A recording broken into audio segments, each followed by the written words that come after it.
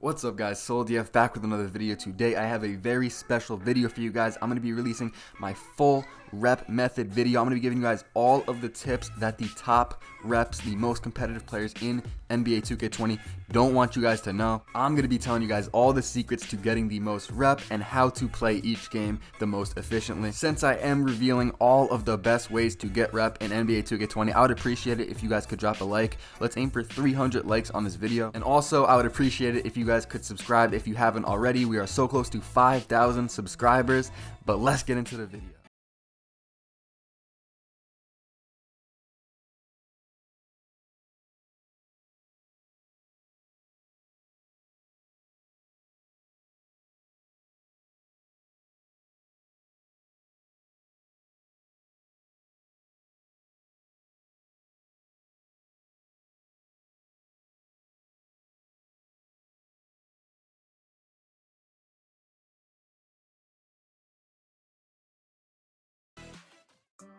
Now before we get into the major secrets, I just want to say that if you guys are a new player or someone that just hasn't been getting too much rep, I guarantee if you watch the entire video, you'll be getting so much more rep so much quicker. So I'm starting off with one of the most important parts of the video, and this is something that a lot of people don't know, especially if you're a new player, then you definitely would not have known this. And this is that there are certain player builds this year that give you more rep than other builds, and there are certain things you can do in game that give you more rep than other things in game. This year, throwing and catching lobs gives you the most rep. And so let's say that there is a playmaking guard and a sharpshooting guard, and they each throw a lob.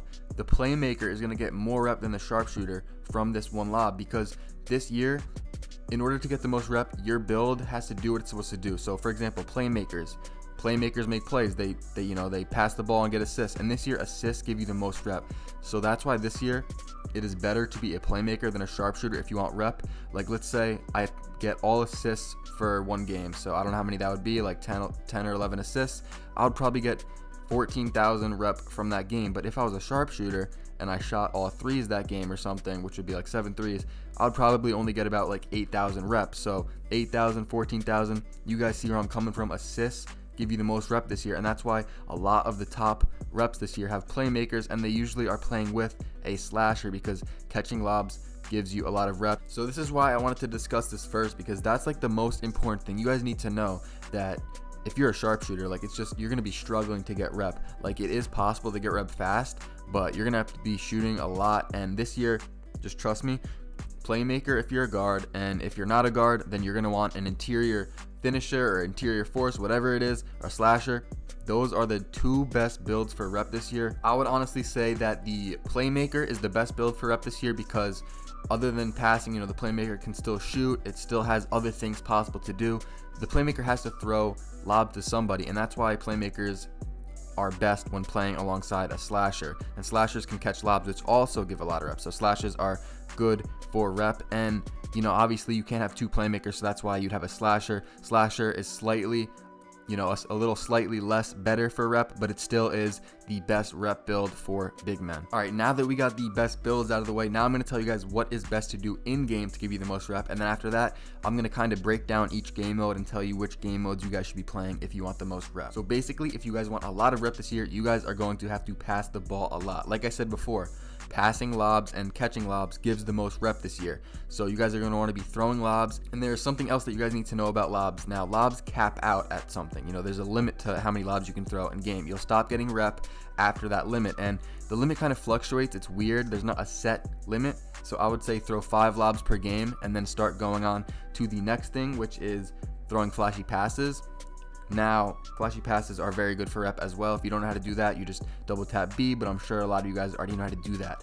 And the next best thing is getting pass to assist. So if I pass to somebody and then they get the assist, you actually get a lot of rep for that this year. But if you're playing twos, you can't do that because there's 2 people. You need 3 people in order to pass to an assist. And I'm going to talk more about pass to assist in the game modes when I break down, playing 2s, playing 3s in the game mode section. But yeah, also getting like contact dunks as a slash gives you a lot of rep. And if you guys, like coming into this year, if you didn't know these things, you might think like you want to get rep fast, you're gonna have to score a lot, but that's literally the opposite. If you guys want rep, you guys have to pass the ball. And I haven't picked out the gameplay for this video yet, but I'm pretty sure that you guys are gonna be seeing some formula gameplay from when me and Clutch were rep farming in the formula event. So you guys see me and Clutch throwing lobs, and then once we get our 5 lobs, we move on to flashy passes. So basically, he stands on the wing, I stand on the other wing, I flashy pass it to him, he runs into the paint, hop steps, and then gets a contact dunk. So I get my flashy pass assist, he gets his contact dunk, and we're basically all getting rep. Before we move on to the next thing, I just want to add this in real quick because I did realize that I said that you want to get flashy passes in.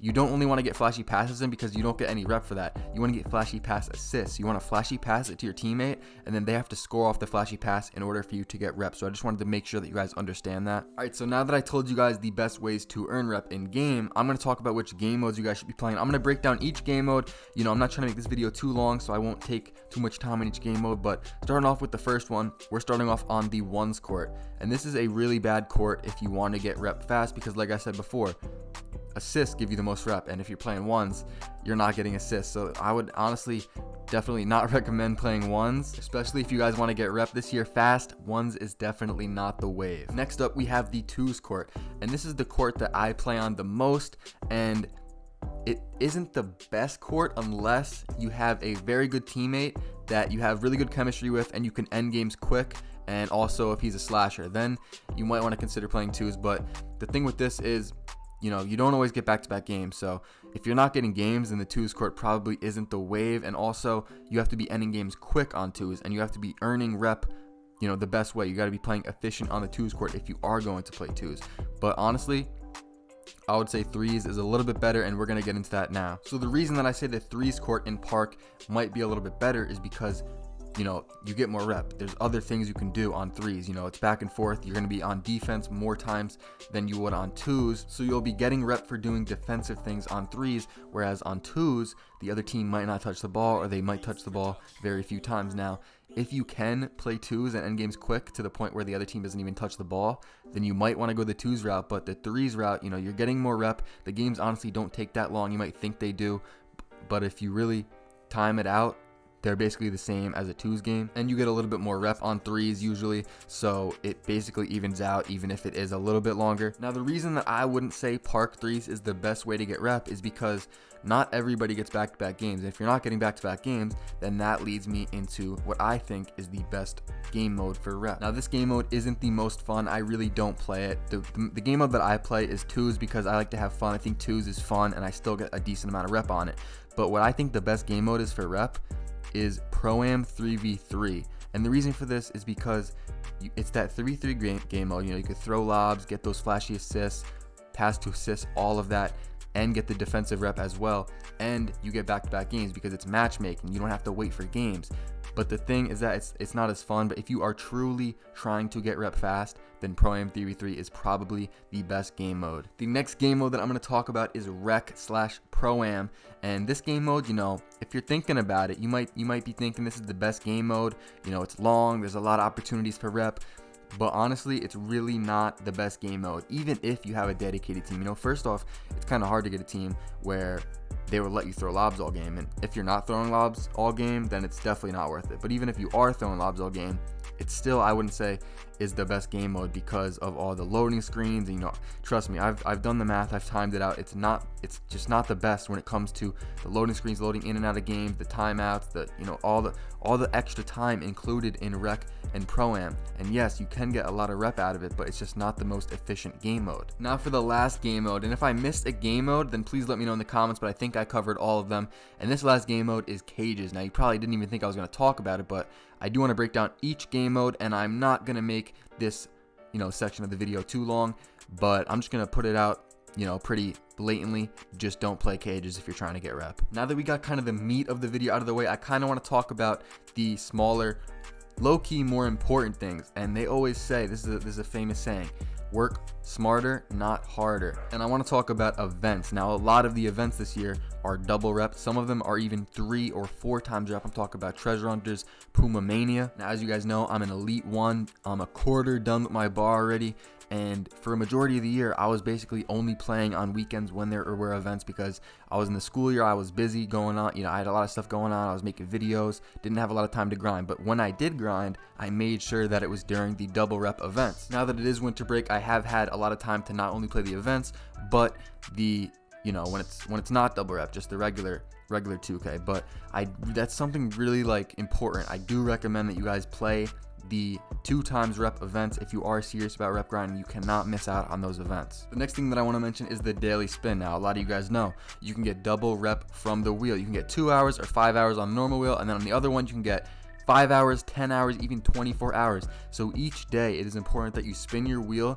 Even if you don't play, there's still solid things you can get on it, but for the rep, you can get double rep from the wheel, and that's why it's very important to spin your wheel each day. Alright guys, those are the most important things that you guys need to know about getting rep this year. But if you made it to this point in the video, I want to see who actually made it to this point. So go in the comments and comment the word grinder. This will show me who actually made it to this point, because some people just click on the video, they'll comment like banger or something and click off. I want to see who actually made it to this point. But yeah guys, if this video helped you out, or if you enjoyed the video at all, make sure to drop a like, subscribe if you're new, and I'll see you guys in the next one. Thanks for watching. Y'all niggas hate on me. I'm getting money, what the fuck can you say to me? Y'all bitches cry for me. If you my nigga, then you ride for me. Yeah, you a cheese, bitch, you a dog to me. Baby, you see me, get no love from me. I keep a hoodie, cause it's cold to me. So when y'all see me, y'all gon' notice me.